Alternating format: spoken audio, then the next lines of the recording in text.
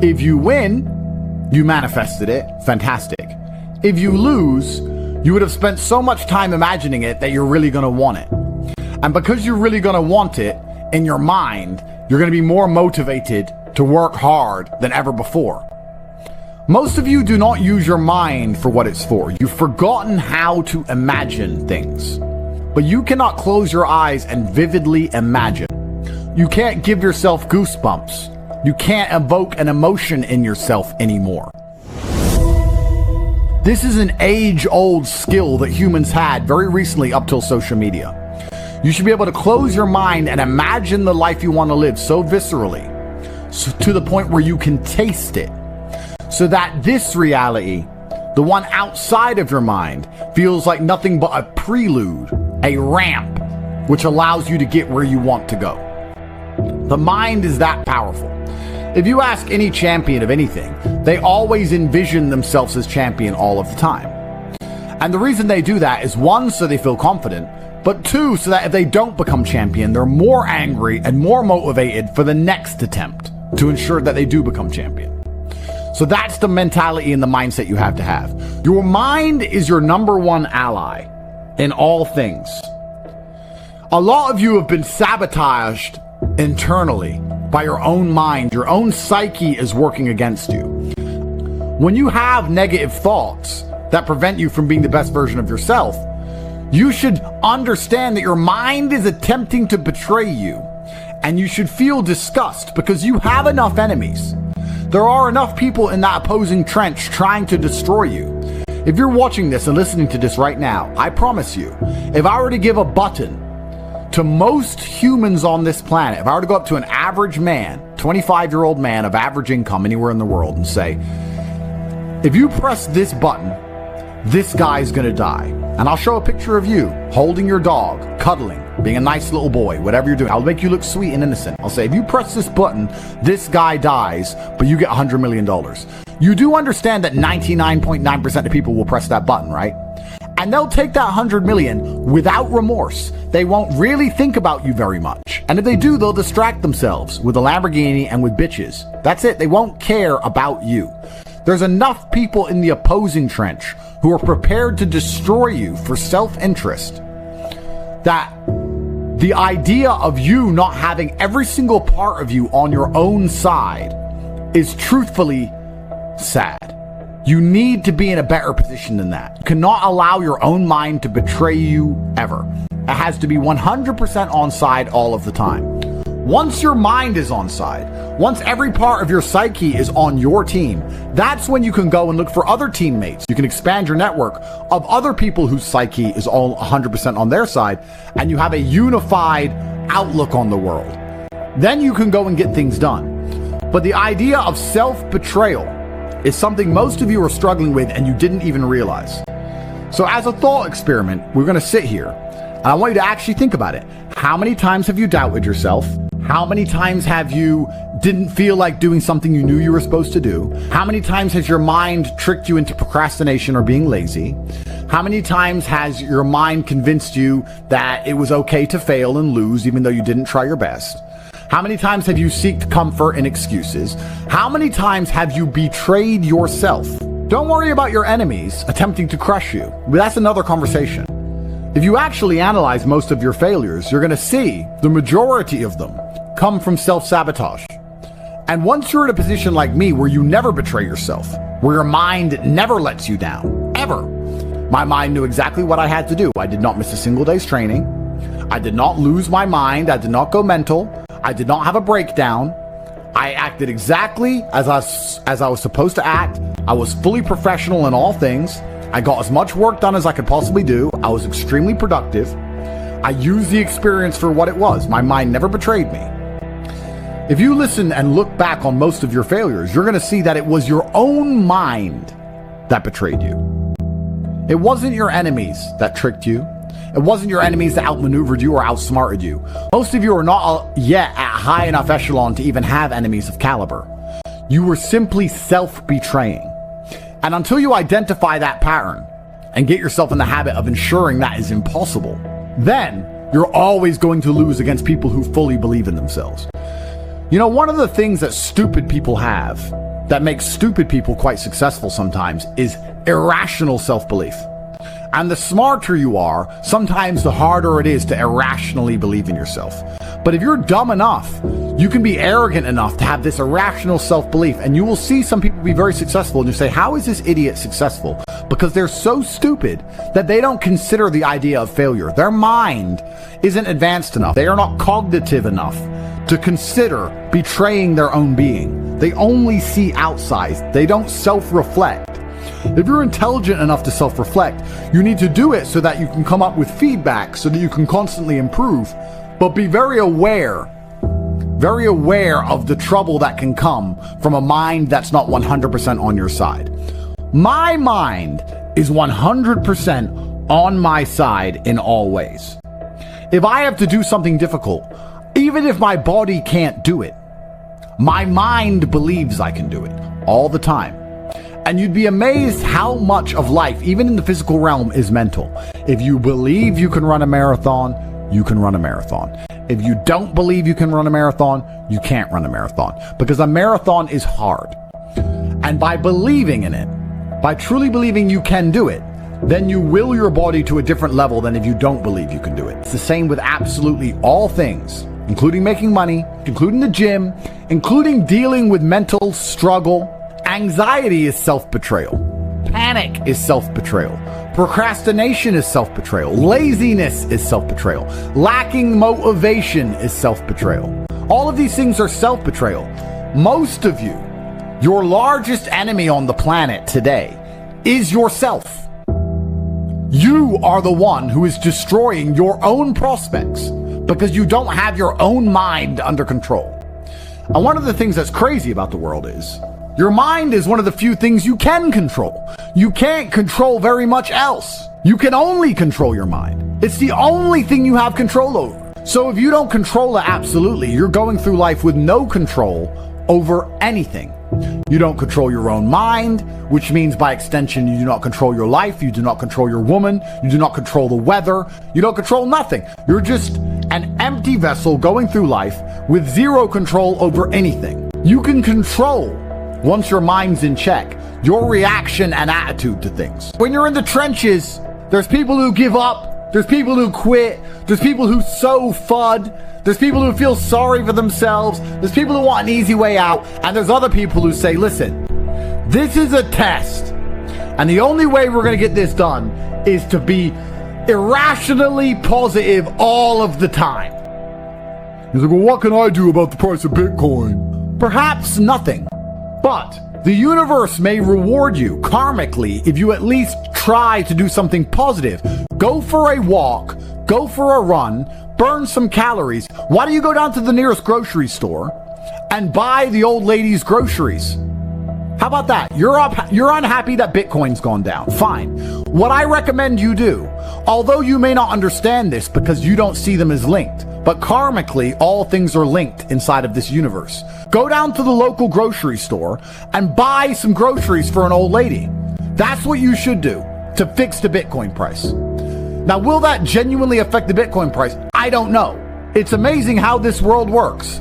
Perhaps in some strange version of events, that slight delay in her thanking you and her getting in the car ends up leading to an increase in the Bitcoin price. But even if it doesn't, perhaps you'll learn something about not being so attached to money.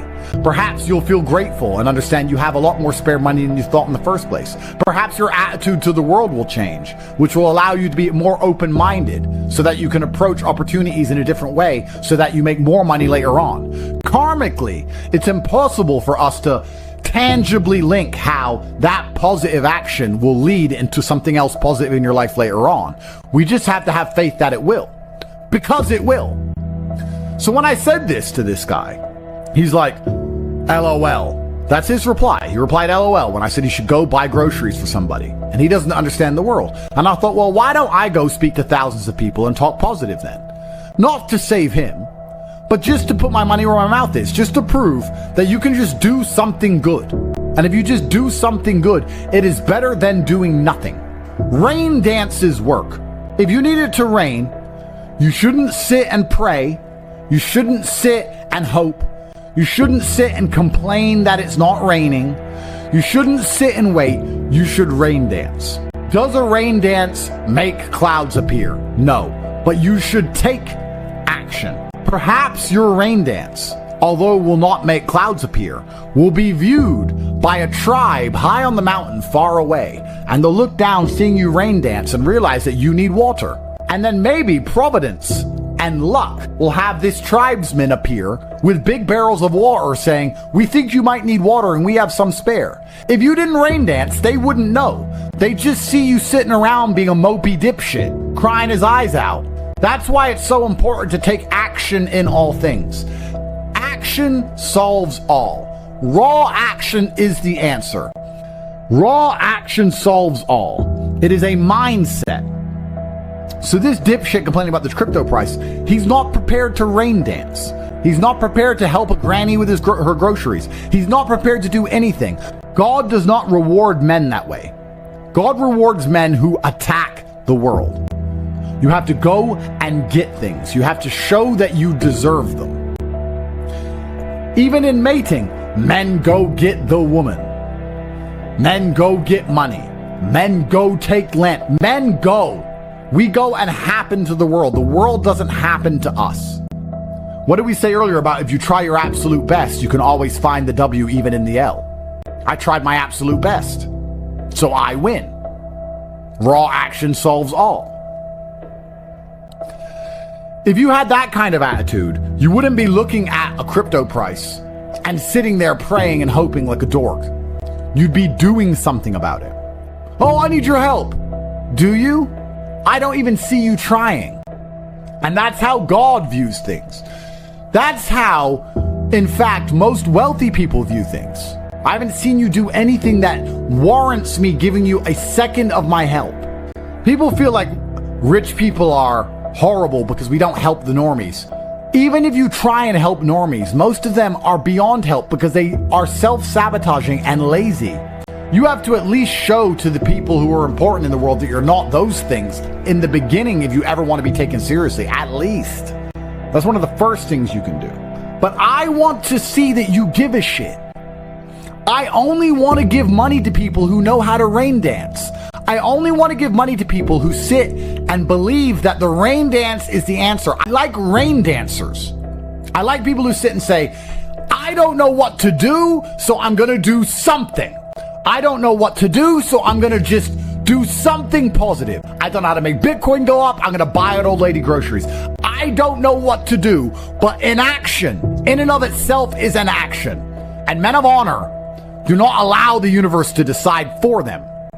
They decide their fate. And you decide your fate with hard work and vigor in all things. In fact, I would argue that a lot of you probably heard about Bitcoin in 2007 or 2009 or 2011, whenever. But you were so uninterested in doing your due diligence, so uninterested in being proactive that you just ignored it. You probably don't even remember being told about it because you didn't give a shit. Yeah. And then you have the gall and audacity to sit here and say, if someone told me about Bitcoin back then, I'd be rich. No, you wouldn't.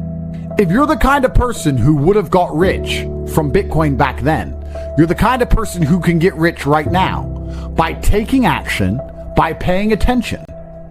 If you're refusing to do the right things now, you would have never done the right things. And retrospectively identifying your failures and identifying how many right things you've missed out on is actually a form of hard cope. Oh no, I just don't have the chances. You've had chances and wasted them. And you have another chance right now to do your rain dance.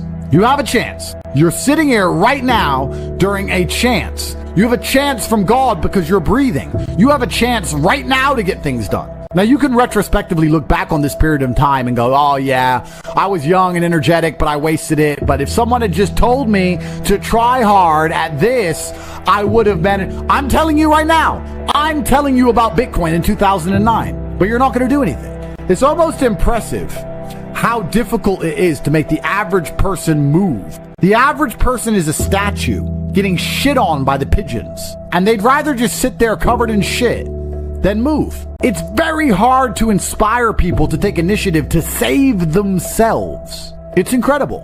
Why? when they know that it's going to work. Some people are just born to lose. These are people who are betrayed by their own mind and can't be influenced even from the external because their own mind betrays them. There's a devil on their shoulder constantly holding them back. When you watch old kung fu movies and you see a master and he has chi, I totally understand the danger of a man with endless chi, endless internal power that he can convert into anything he wants it to be, whether it be mental fortitude at the time, physical fortitude, whether he can exert it as an attack. Chi is a super real thing, and it's self-generated. It is a decision. I want you to understand how my mind works. My core principle is endless work, endless attack. That is how you win in the end. You never give up and you endlessly persevere. It's hard to destroy the man who endlessly perseveres. Perseverance is the key. It is very easy to accept an L when you've tried your best. It's easy. The reason I don't like that saying, well, as long as you tried your best, is because most people don't try their best. If you do try your best, it's very rare you fail. In fact, it's nearly impossible. People say it's okay to lose if you tried your best. The secret to the universe is if you try your best, you hardly ever lose. It takes some freak accident or the will of God to ensure that you don't pull it off if you actually try your best. And on the few scenarios that's happened in my life, I'm happy to take the L because I can say I couldn't have tried any harder. I done my absolute best. I know I did my best. I can't try any harder. God knows more than me, and he decided that things have to be slightly different right now. That's fine.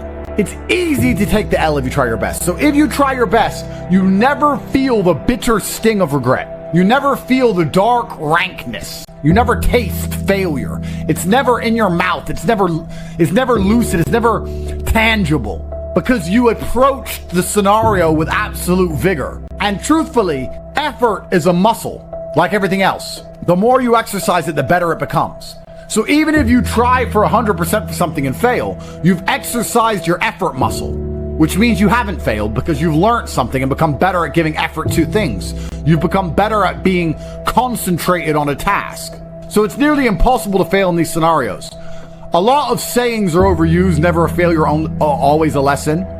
And that's what's annoying about it, because it's true, but it's rarely applicable. You guys will say it's never a failure, it's always a lesson, when you didn't even try. That's wrong. That's a failure. But if you absolutely try your best, then it is a lesson, and there are benefits, right? It's like going for a PB in the gym. You may not get the PB, but your muscles get stronger because you tried so hard. That's how every single task should be approached. I'm trying to lift as much as possible.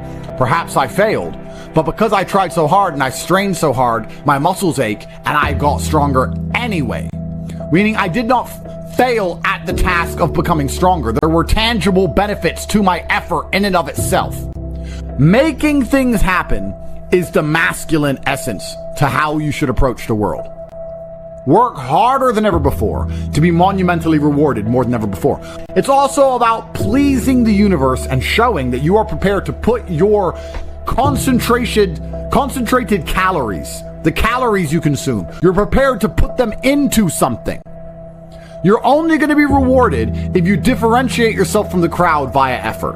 A lot of people don't know how to try anymore, but we are not like that. We know better. We know how to try. That's why we always endlessly win. You should feel genuinely worried about wasting a single second, because you can't let the winners keep dunking on you. I've spoken at length about how the world is getting harder and harder. This is true. This is easy to observe. Everybody knows it. There are people out there in the world who are going to try hard to change that dynamic because they don't believe they can ever be rich.